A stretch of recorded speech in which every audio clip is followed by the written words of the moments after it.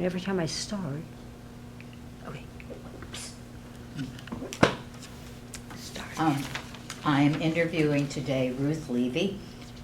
My name is Nancy Youngerman, and the video photographer here is Ruth Andrus. And it is May 27th, and we are at the Jewish Community Center. The year is 2004, 2014. Hi, Ruth. Hi. I always start before the beginning, which would be where were your parents born? Are you a Dallasite from word go?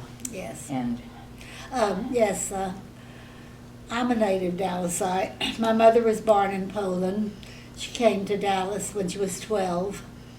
what was the date on that? I don't know the date, actually. She was 12 years old.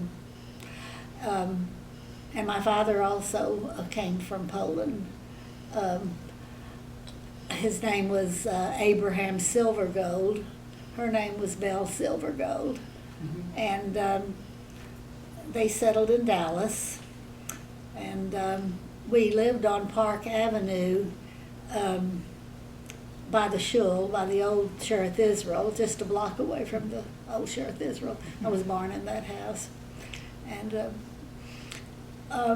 I have two sisters, Frances Coleman and Ethel Zale, my sisters, and we're very close. My mother was 20 years old when I was born, and my father died when he was only 34, and she was 26. So she had 3 little girls to raise all by herself and no money.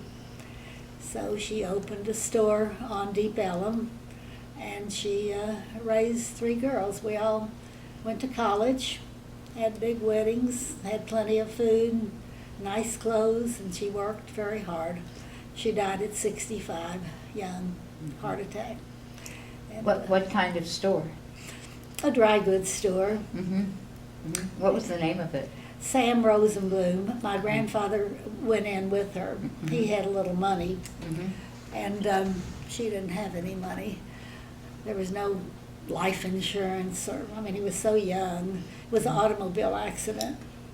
I think a car crashed into him.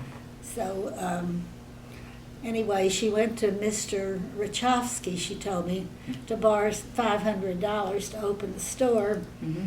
And she didn't qualify. She had no security or anything. So he just took some money out of his pocket and gave it to her. Meyer Rachofsky. I've heard lots of stories Good like that. things. He was vice president of the Mercantile Bank, Martin Rachofsky's father. And so with whatever, she paid him back. And she was good. She was smart. She went to all the markets and bought and sold, and my grandfather was the tailor. If they sold a suit or pants or something, he shortened them. And his name was Sam Rosenblum. Max Rosenblum, I don't know, my cousin has a grandson, Sam Rosenblum. And anyway, so then we moved to South Boulevard, and so that her girls could meet all the Jewish kids. It was a duplex. My grandmother bought on one side, and she bought the other side. I think it was $5,000 each side. And that's what they sold it for. They sold the whole thing for $5,000. How did they pick Dallas from Poland? I don't know. They came in through Ellis Island. They were related to the Weinsteins. Ann Kessner was Ann Weinstein and Sam Kessner. And my father was related to them. And he had a bakery with Mr. Ann Weinstein's father called the Dallas Bakery. It was on Harwood Street. And they were partners, and they had a bakery. That's how they made a living. Actually, my father was delivering challahs and Jewish breads and rye bread and bagels to a bris, a Lipsche boy. It's a bris in Greenville, Texas, when he had his automobile accident. Yeah. And my mother, Ethel, was 3 months old. She was, just sitting in the bedroom nursing Mhm. the baby, and she got that terrible call that he was gone. How old were you? I was 4, Mhm. and Francis was 9. Francis is older than me. Mhm. Mhm. And anyway, that's the story of, and we lived at 1804 South Boulevard. Which means you went to Forest. I went to Colonial Hill Grammar School, Mhm. and I went to Forest Avenue High School. And I was smart. I was the class orator and the salutatorian, and I won a scholarship. There was one scholarship that Hockaday Junior College gave to one of the Dallas high schools. There was only maybe 3, Mhm. Woodrow, North Dallas, and Forest. Mhm. And I went on 2 streetcars to go apply for that scholarship, 2 years junior college Mhm. at Hockaday. I remember a little white lace hat and white lace gloves my mother bought me so I could make a good impression. Ah. And Miss Hockaday interviewed me, Ah. and I won that scholarship. It was That those was- lace gloves. Yeah, right? and it was good. It was a very good experience for me. And at Hockaday, Pat Goodman now, Bennett Goodman from Goodman TV, but her name was Pat Levine at that time, sat next to me at Spanish, and she said, "Would you like a blind date with Bernard Levy?" It's Bennett's room, my boyfriend, Bennett Goodman's roommate at A&M, How old are you? 19. Okay. And she said, "He's very nice, Bernard Levy." I said, "Okay, I'll go on a blind date Saturday night." So we went. Mimi Goodman and Melvin Aronoff and Pat and Bennett Goodman. She was Pat Levine then, and me and Bernard, and we had a good time. We went to the symphony because Bernard loved the symphony and loved music, always loved music. And they could play just the first few notes, and he knew if it was Beethoven or Bach or whatever. He was just, I was very impressed. He was so smart and so nice. So we went together for a year, and I got married at 20. And I had Arnold at 21. Ah, didn't waste any time. No. But, that was it. I did finish my 2 years of college. And Did you work in your mother's? You were too young. I worked every Saturday. Mhm. Yeah, we all worked. Mhm. We worked every Saturday and sometimes after school. Mhm. And she finally bought me a little car to go to Hockaday because it was so hard to get up so early to take those 2 streetcars. Mhm. It wasn't the new Hockaday. It was like on Belmont Street. It was the old Hockaday, and Miss Hockaday was very active at that time. And anyway, she bought me some kind of little secondhand car. And so after school, I would go to the store and work, and then I could drive them home, my grandmother, my grandfather, and my mother. And she wouldn't remarry because she didn't want a stepfather in the house with her girls because she heard about abusing Yeah. girls. And so that was it. She wouldn't remarry. Did she remarry Yeah, after the girls were up? Yeah, after we married, she remarried. That's funny. And she had a very nice man who lived in South Dallas, Arthur Rose. And he was nice. And he worked at the Dr. Pepper Company. Mhm. And then he retired. And they had about 15 or 20 years together. And then they both passed away early, very early. Mhm. Anyway, yeah, she was wonderful, wonderful, smart woman.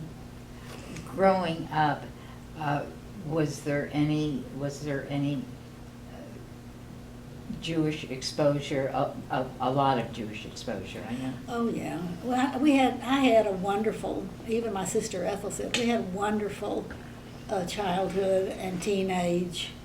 I'd have a date morning, noon, and night because whoever walked by your house on South Boulevard said, "Do you want to go swimming? Do you want to go get a bite? Do you want to go to the movie? Do you know?" Mhm. Mhm. So I can remember I didn't come home from one date by 7 o'clock when Donald Goldman was supposed to pick me up for my evening date. Was so busy. All my Francis and Ethel too. We just sat on the steps, and whoever walked by on South Boulevard, everybody was Jewish. Yeah. Everybody was Jewish. So we just had a lot of dates. We really did. And a lot of fun, wonderful teenage from 14 on. And we walked to the temple. Dr. Lefkowitz actually married us. I didn't go to Shearith, Israel until I got married. Oh. I taught Sunday school at Temple Emmanuel, Uh-huh. and I was confirmed at Temple Emmanuel. And Dr. Lefkowitz would come outside the temple and walk me and Ethel and Francis across Harwood Street. So when we would go, we went to Sunday school at Temple. So, because it was convenient, we Yeah. didn't have a car, and we Yeah. could walk Mhm. that one block. And Bernard was Very active at Shearith Israel. at And very religious. Mhm. So when I first went to Shearith, Israel, of course, I didn't like it because I was used to the organ, which I loved, and I sang in the choir, and I didn't understand it. And then in those days, Shearith Israel had so much Hebrew; it was all Hebrew. So I just read it all the English. Mhm. But we did join Shearith Israel right away, as soon as you were married. and I became active in the Sisterhood. Mhm. I held every office, including president of the Sisterhood at Shearith Israel. So, and he wanted me to, so I did. So, since your whole life was surrounded by the Jewish population, I don't have to ask if you met with any anti-Semitism. Never. Mm. I never heard of anti-Semitism, even at Hockaday. Mhm. I mean, my best friend was Harriet Schaefer. They owned a Schaefer pen and pencil Mhm, mhm. in New York, and her father sent her to Dallas because she fell in love with the elevator boy, and he didn't want that, and she was young, and I'm sure she didn't marry him, but after we graduated, we still kept in touch. She ended up to be my very best friend, and she came to my house to spend the night. We had it was a terrible house. It was shotgun, living room, dining room, kitchen, 2 bedrooms and 1 bath. Mhm. And she came and spent the night. Came from a mansion in New York, Long Island, and came to my house, and she was my best friend the whole time I was at Hockaday. And then afterwards we kept in touch. She did marry, but I don't think it was the elevator boy. But I never ran into any anti-Semitism. Mhm. Mhm. I was very active in Jewish things. There was, well, Ginger will tell you, the Hertzie Heikel Talmud Torah was around the corner. Me and Ginger used to walk there. And when I was walking home from there, maybe I was 14, and I heard about Hitler and Jews and concentration camps, and I got so scared that he was going to come to the United States and get us, which was a possibility. So you did grow up knowing Oh, a yeah. little bit. Yeah, I knew everything. I read the newspaper all the time. Yeah. I still do. I read the newspaper from the first section, third, all the way through. Mhm. Mhm. I like to read the newspaper in the morning. I read it thoroughly. Yeah, you haven't traded over to computer yet. My kids I don't take, yeah. I don't use a computer. I have the iPhone only because I want to get pictures of my little great grandbaby in Houston. But and all the kids. Mhm. Frada's daughter Kimberly has a new boyfriend. She yesterday just sent me a picture of them at a wedding. So you really keep connected. I keep connected with all of them. I talk to almost all of them every day or every other day. What has been your favorite organization to work with? Well, I was president of Mizrachi because of Sophie Goodman. She started it, Mimi's mother, and Frances Goldman. And I've always been close to Mimi. She was my locker partner all through grammar school and high school. Yeah. Mimi Aronoff now.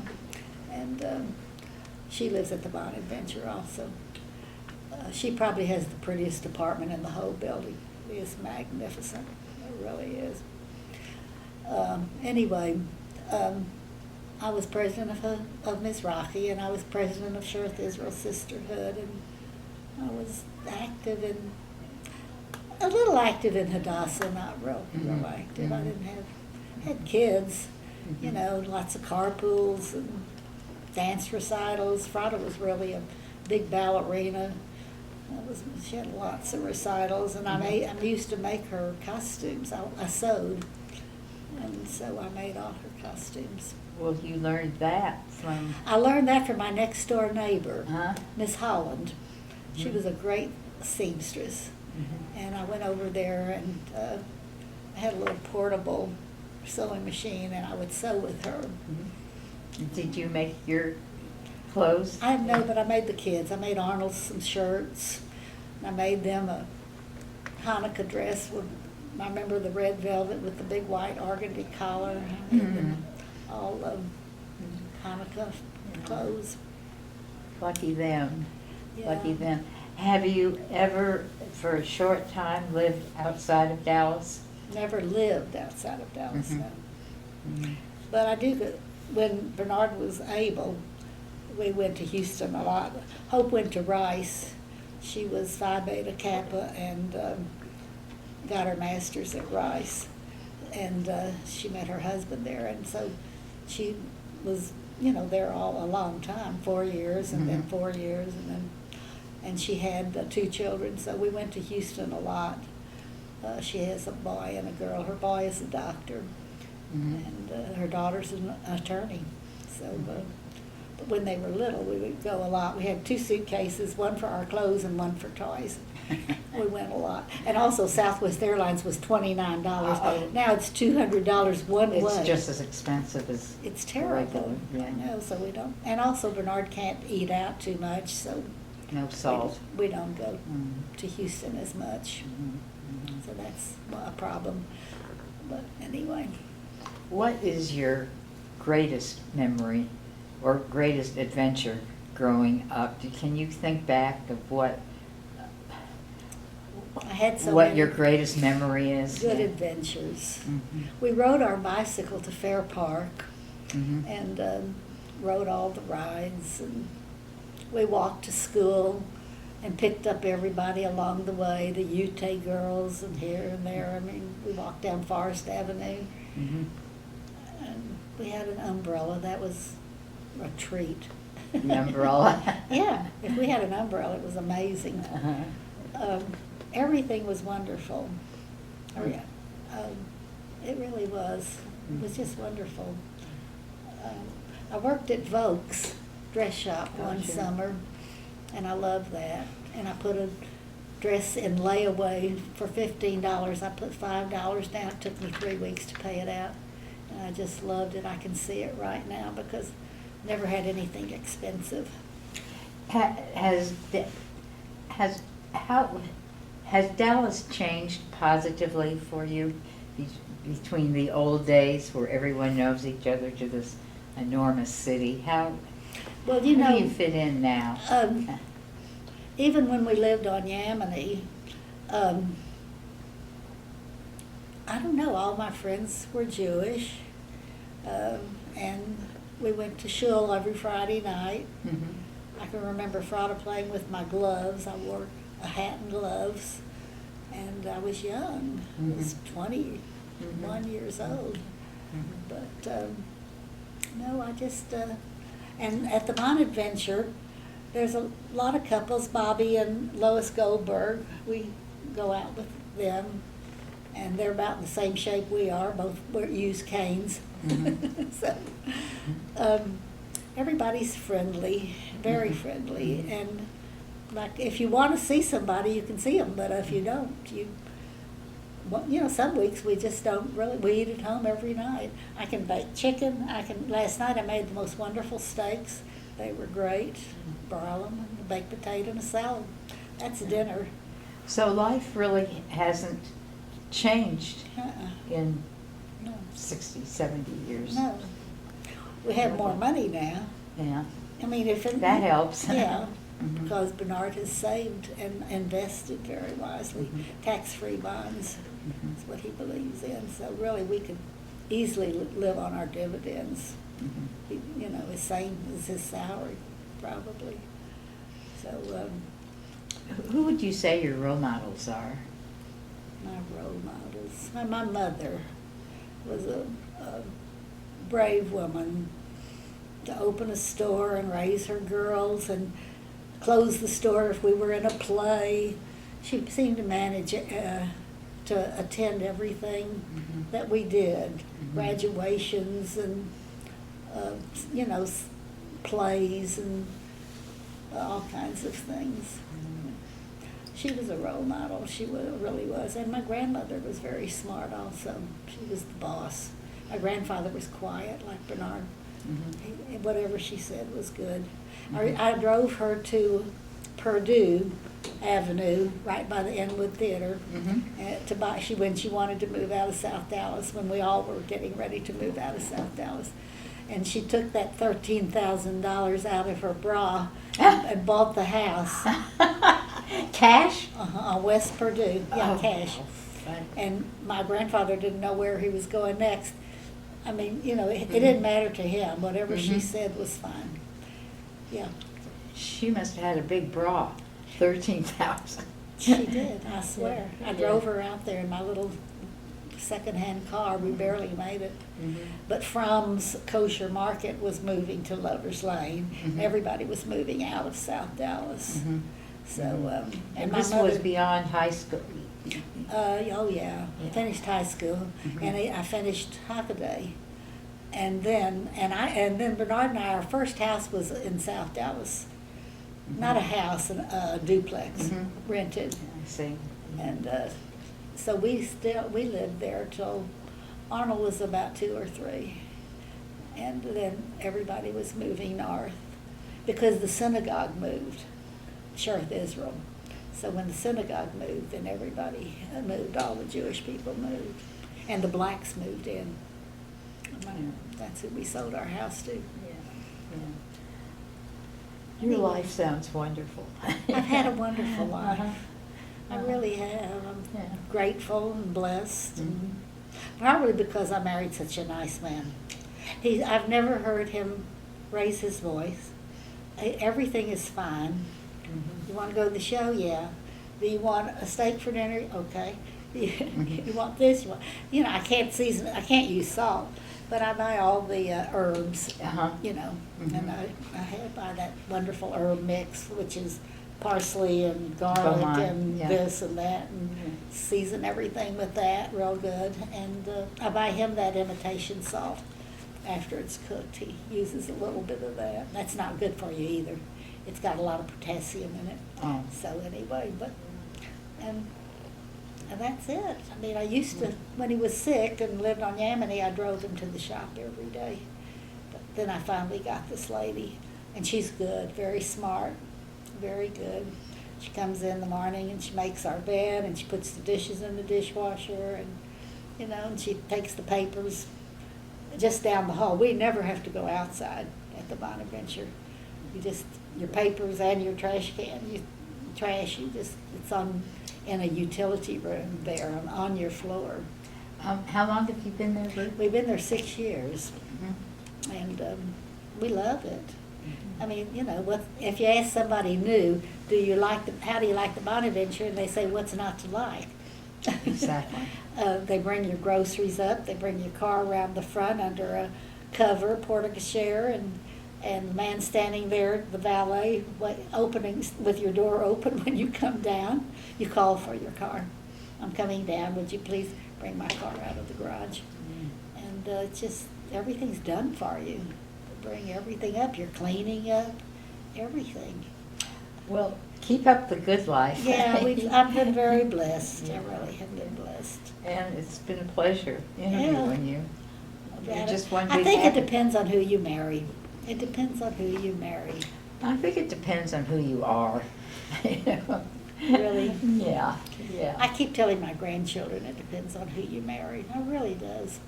One granddaughter's married to a Gentile guy, but they're joining the temple, and he'll probably convert. And she said because they don't have enough Jewish friends, and she's really becoming very Jewish now, and she never was. She went to a college Bard in upstate New York. I know, boy.